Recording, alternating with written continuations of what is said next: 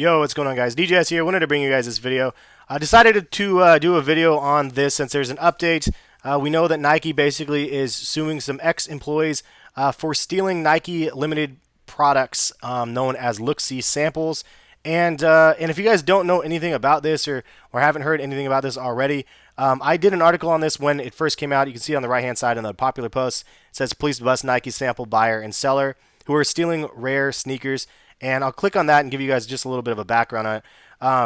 So there's basically 3 people involved. There's 5 being sued by Nike, but there's 3 people involved: Jason Keating, Kyle Yamaguchi, and TUNG Ho. And these 3 people were making a crap ton of money, like a ridiculous amount of money, selling Nike promos known as look-see samples. And if you don't know what a look-see sample is, you could probably get an idea from some of these pictures down here. Like these, I mean, you if you know your LeBrons, you know that like some of these ones, like the Stewies and stuff up there on the upper right, are ultra limited. They had, these guys were basically production managers, I believe, or something like that, of Nike basketball. And one of the people, Kyle Yamaguchi, was the original person from 2006 to 2012. TUNG Ho replaced him when he left in 2012. To do his like own company thing, which is ironically called Look See, which is the eyeglass company that was out there. But so anyway, so this promo productions manager was in charge of getting like the player exclusive sneakers out to the players and everything else.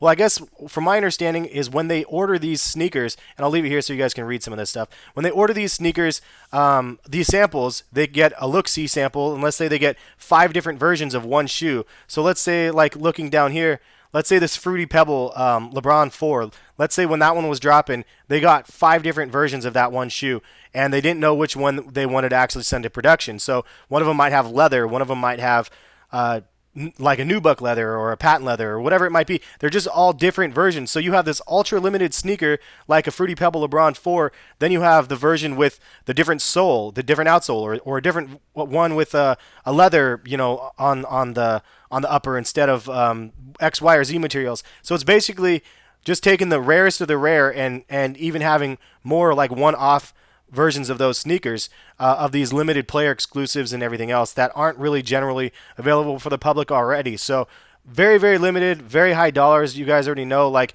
between, you know, $1,000 or a couple thousand to $20,000 for one sneaker. And these guys were pushing thousands of them. The sources say that that when they actually went to TUNG Ho's house and raided it, the feds did, they seized 1,941 pairs of sneakers. And he said that he was selling sneakers, at least $15,000 worth of samples on eBay, which you know is probably way higher than that. But he had in his possession 1,941 sneakers. I'm curious to see what Kyle had in his collection, but it's just this. It shows you what greed does to you. You guys it's a tough thing to understand because none of us are in their situation. Like, it's one thing if you get one-off samples here and there. I think, in my opinion, if you get a couple samples here and there and you're an avid sneaker person or whatever, and you get some shoes and whatever, that's great. I don't see that as being a big problem, and I doubt Nike would either.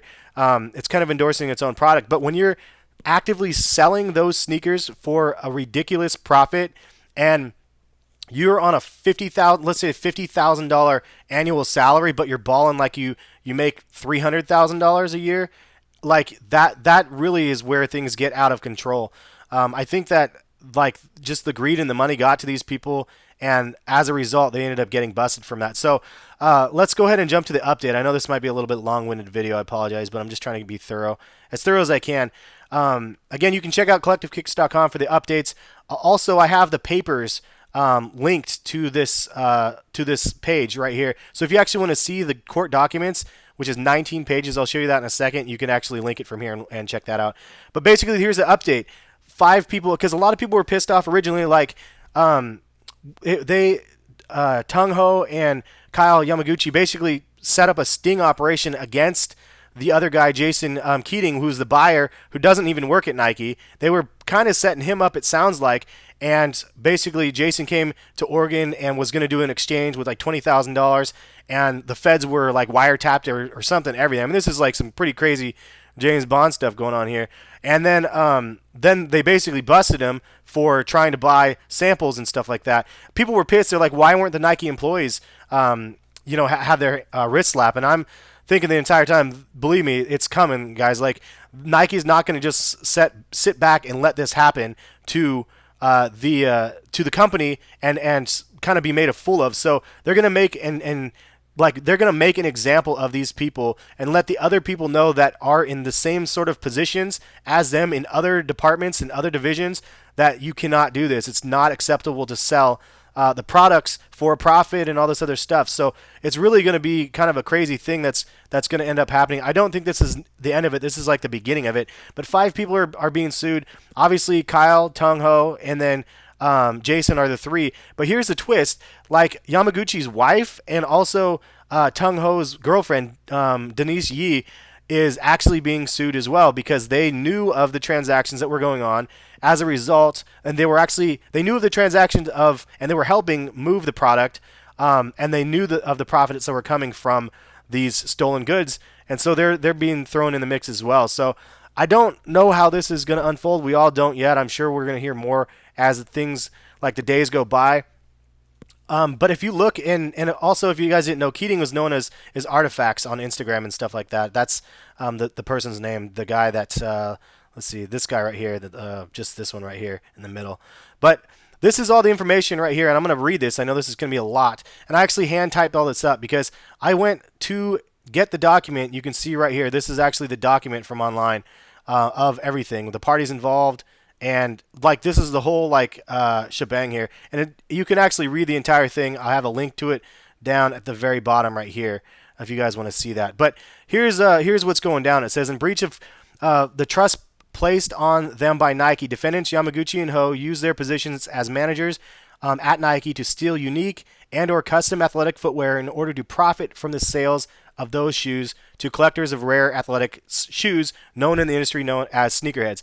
Yamaguchi and Ho liked, and looks like, and I typo that, and it's manufactured by misrepresenting that the shoes would be for, miswrote a bunch of things, I'm sorry, used for promotional and marketing purposes in order to trick them into manufacturing inventory for their illicit scheme. So basically they were telling people to make a bunch of look-sees and then just putting it in their storage unit.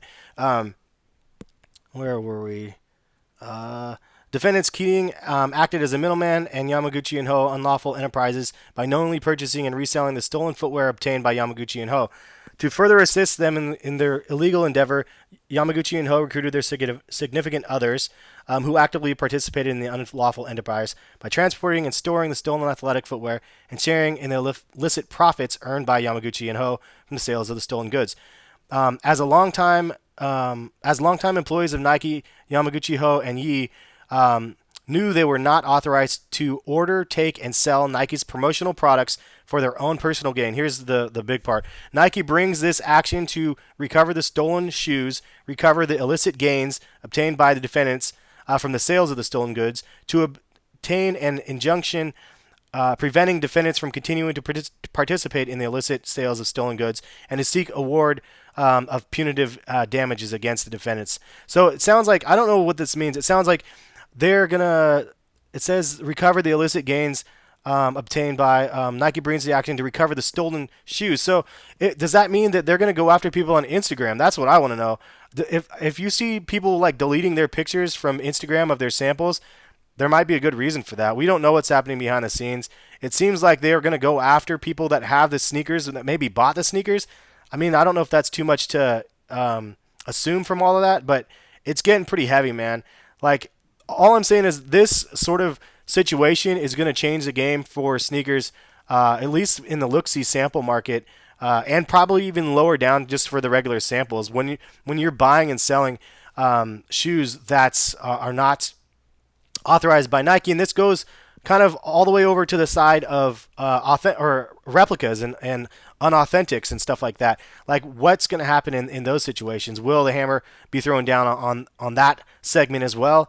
We don't know. All we know is that people at Nike, the higher ups, are not happy with the actions of the employees, and they're going to be made an example of, and I'm pretty sure most of the employees are going to be scared to go forward and do anything like rash and try to profit off of a lot of these things. Now, is there the moral side of things? Like, should you be able to get some samples here and there? Like, if you know people or if you're an employee, should you be able to get samples? And I think that the answer is yes. I think that it gets to a point when you're selling this stuff and making thousands of dollars. It's taking something and creating a market that's not supposed to be there. I don't think you guys can probably understand how many sneakers you guys never see the light of day because the people that are doing the jobs that they're supposed to be are doing their jobs. They get their look-see samples or whatever it might be. They decide on the ones that go to production. They shred the other ones, and that's it. Or maybe they don't shred all of them. I don't know how Nike's internal process works, but I know that a lot of sneakers do get shred, and they don't make it out of Nike campus. So that being said, like people that are taking them out is creating a market that's not supposed to be there already, and it's making it lucrative because it's not supposed to be there, and you have something that's a piece of that sneaker that is extremely rare. So I don't know. That's my 2 cents. Leave a comment. Let me know what you guys think. A lot of people were pissed again from the beginning that Nike wasn't taking any action on their employees. Not only were they fired, because I know for sure these guys were fired, were the people that were actively employees. Yamaguchi was an active employee. The other two were. They were definitely let go, and I guess they're probably going to let more people go. I don't know. I mean, we'll see. The news seems to be covering it well in Oregon.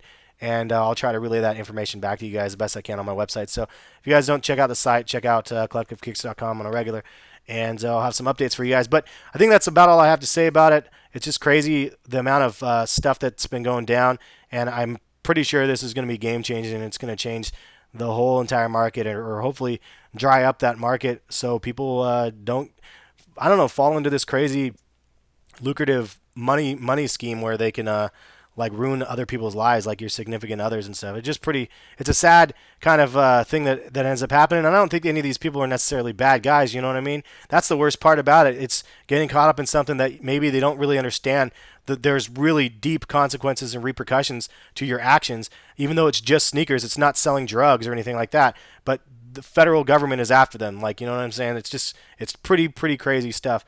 Anyway, thank you guys for listening to me ramble it on. Have a good one, guys, and check back for some more videos soon.